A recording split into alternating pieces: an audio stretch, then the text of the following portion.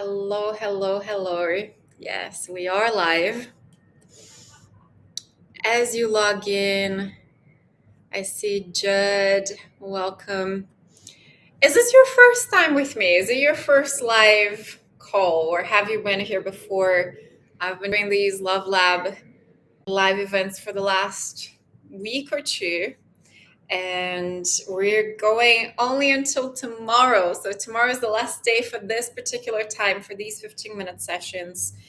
And it's been really interesting to chat with you guys about your love life. Probably first. Awesome. So, welcome.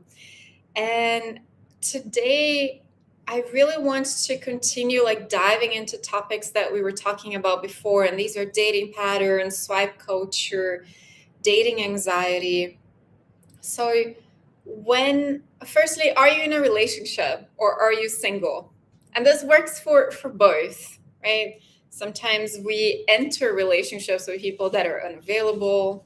We choose to stay in relationships with people that are unavailable, or we just keep rotating first dates with people that just aren't really fully there. Which one is you? Are you single or in a relationship now? Are you even allowed? Is your partner here as well? So I like to give this one example when thinking about why we seem to find the same people, because you all will agree with me that whoever is in the world out there is in the world for me, is in the world for Pamela, is in the world for John, is in the world for Judd, is in the world for Peter. Whoever is in the world right now is in the world, right? But somehow I seem to attract a particular person, or Peter seems to attract a particular person.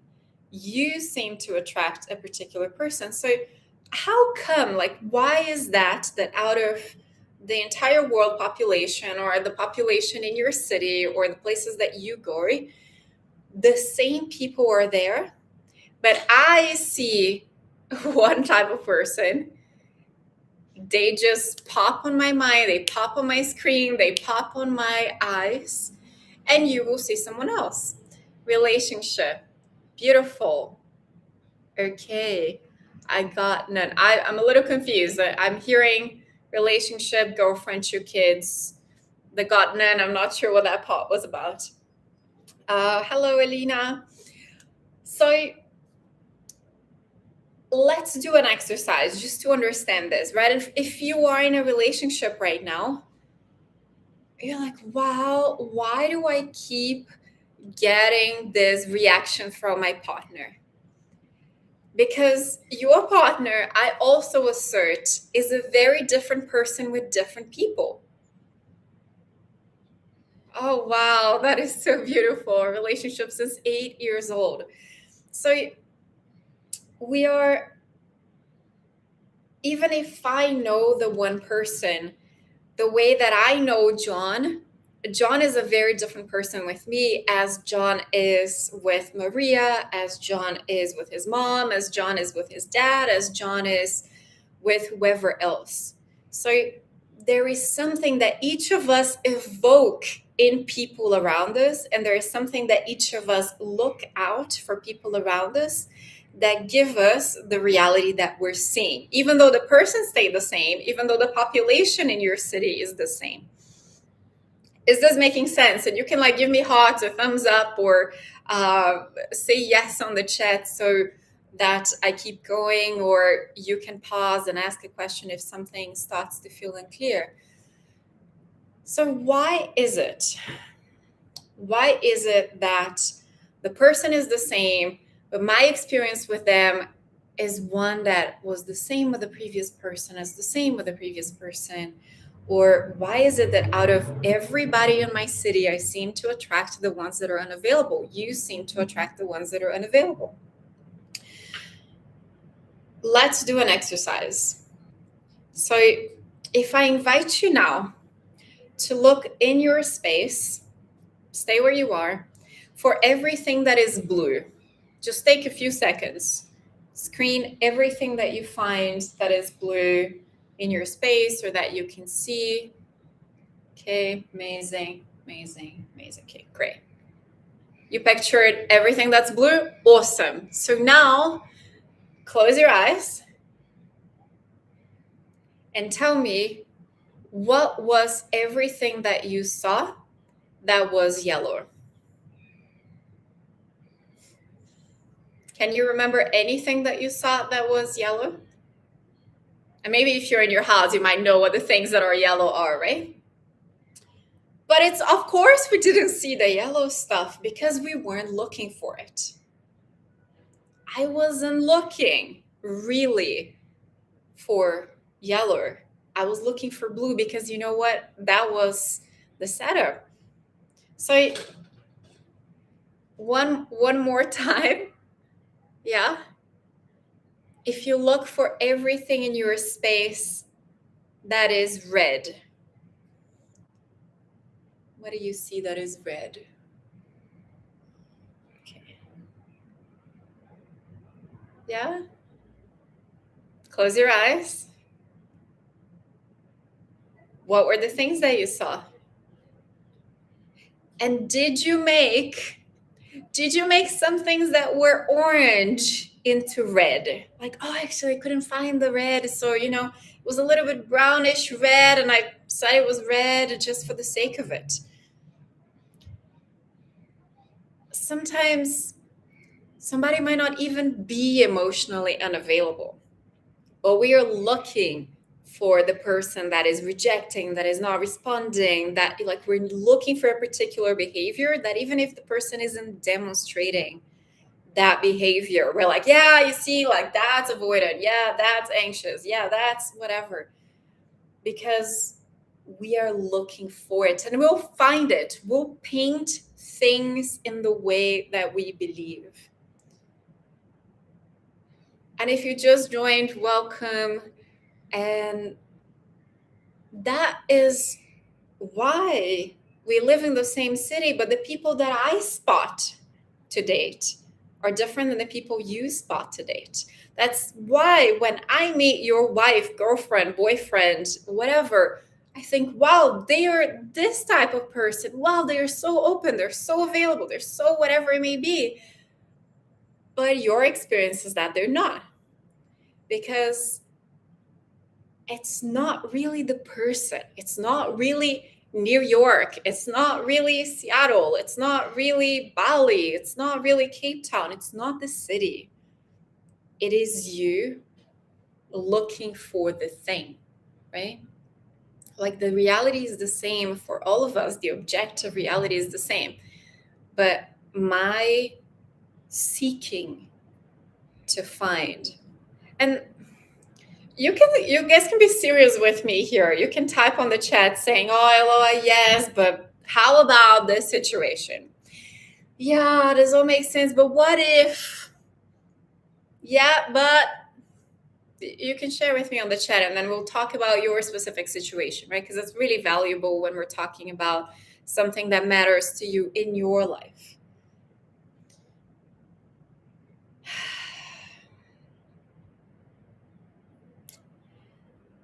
A lot of the times, the thing that we're seeking,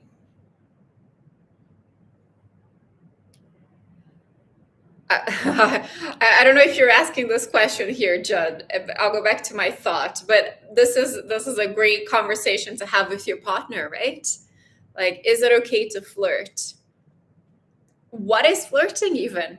Right? So, do we have the freedom? Do we find these freedom in relationship to talk to someone, to say, "Hey, what is cheating?" By the way, what is flirting? Is that allowed? If I wink at somebody, is that allowed? If I just make is not like a sweet comment, is that allowed? If I'm just looking, is that allowed? If I'm looking for a few seconds, if I'm staring, is that allowed? Because it is a conversation, it's a creation. And so even that, like all the conversations that I can and cannot have in a relationship, who's bringing that? Who's looking for the blue? Who's looking for, oh, my partner is going to make something out of it? So a lot of the times, the people that we're finding, the relationships that we're finding ourselves in, They are the proof that we need to say that the world is a certain way. They are the justification for the ways that we have been feeling, that our nervous system has been feeling for months or years or decades. Let me know if this makes sense. We each tend to be addicted to some kind of feeling. And I'm not even talking about the good feelings. It's not like, oh, I'm addicted to feeling good. I'm addicted to feeling frustrated. Like, I feel frustrated every day.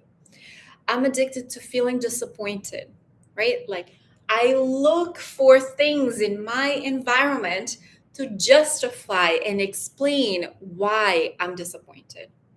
I look for things in my environment to explain and justify why I'm disillusioned with love, with relationships, with dating. I look for proof that the world is the way that I believe the world is. So I'm a relationship coach. I haven't really introduced myself to you guys. My name is Eloa. I facilitate singles events in 35 cities in 6 continents. And what I see most often, not just in those events, but also in the programs that I take people deeper into, whether you do it at home or whether we're doing it together, is we have these beliefs like, oh, like men just want sex, right? Everybody's heard that before. Oh, women, actually a lot of women just want your money. If you're carrying that as a real thing that you believe, you will find the man that just wants sex. In fact, all the men that you're going to see, they just want sex. And all the women that you see and that you meet, actually, they just want your money. And even if it's not exactly that man or those men that you're meeting, that they just want sex, it's not even that those women just want your money, but you're going to frame the situation. Remember when we're doing that exercise and I was like, oh, look for the red. And you looked for something that was kind of pink and you said, oh, that's red. Or orange, like brown. And you said, oh, that's red, because you had to find red. So the woman says a little something and you think, oh, yeah, C just wants my money. The guy says a little something, C just wants sex. So it shifts us back to look at ourselves honestly. Like, what is really going on in my nervous system? What is the feeling, the emotion that I feel over and over and over and over? So that if I feel this thing continuously, I need to explain, right? Because I don't know why I feel frustrated. I don't know why I feel angry. I don't know why I'm so disillusioned with the world. And then your brain was like, oh yeah, the man. Oh yeah, dating. Oh yeah, dating apps. Oh yeah, the unavailable people. And so it creates a theory that explains the nervous system. When in fact, it has nothing to do with right now. It's something that you've been practicing for a very long time. And so there are these two sort of places to look when we are attracting unavailable people. A lot of times that is what we're looking for. We say we're looking for something else, but we don't believe it exists. Like, I say that I'm looking for pink skies, but actually I know that the sky is blue, So I'm like, yeah, I'm totally looking for available man, but I don't believe they exist. So I will not find it, because I will just, like, at the first sign that the sky is blue, I'm like, see, it's blue. What's the point saying it out loud that it's pink? But if I truly believed that the sky is pink, there are pink skies, I will look for it and I will find it. I will go to places when the sky is colorful. I will go out and look at times that the sky is a different color, because I know it's there. I will find it for certain. And in the same ways, it's like what do I do with that emotion? Because I need to become somebody else. I need to become somebody that is joyful. I need to become somebody that is fulfilled. I need to become someone who's in love, who's grateful, who is all these things, because then I can justify it. I can say, you know what? That's because I'm in a relationship with this person that I've been with since I'm 8. That is because I just met the love of my life. That is because I'm with a man that values me. That is because, and we will shape the reality and find the reasons to explain why I feel so good, why I feel so lucky. So I'm going to wrap our conversation here. And I see that there are a couple more comments on the chat. I'll read these before I log out. But we tend to have these conversations about emotional availability, unavailability, as if it were happening outside of us. As if it's the city, it's my age. That's what I hear that all the time. Oh, but in my age, say the people in their 20s, say the people in their 30s, say the people in their 40s, say the people in their 50s and 60s and 70s. We will find a way to explain why we feel the way we feel. So the truth is, how do we transform how we feel? How do we really shake those beliefs? Because, we hear that all the time. We know it. But common knowledge, this thing that we hear everywhere in all the inner circles and spiritual places, common knowledge is not common practice. Where do you go to practice? How do you practice? Being someone else, being the person that has the life that you want to have. And I'm going to wrap us up here for today. It's such an extensive content to talk in just 15 minutes. We have another conversation tomorrow, and I just want to say thank you for all the beautiful donations that you guys pour in between sessions. It's such a lovely, little joyful moment for me. For the DMs, for a long time I didn't even know you could DM here, and it's great to hear more about your love life, more about the themes that you want. Thank you for your contribution on the call, for the hearts to each other, for the interactions with each other. Tomorrow we will be talking about slow dating and how that breaks trauma cycles. Okay, and that's not just for people that are early in dating or that are single, but also in relationship. What does it look like to slow date with your sweetheart of decades and decades? Yeah, and if you want a whole bunch of other resources, you can go on my profile, lots of free resources. You can go on my website. There's an incredible free quiz to find out your relating archetype, and then you can start diving into what is most beneficial to you.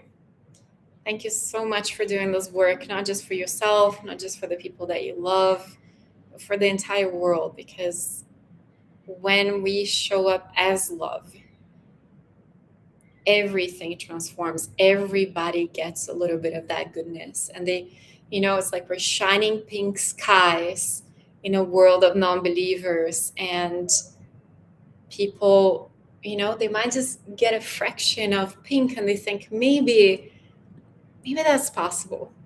Maybe emotionally available people are possible. Maybe women that really are there for you as partners are possible. Maybe men that want lifelong relationships are possible and real. Such love, such a pleasure. Thank you for being here.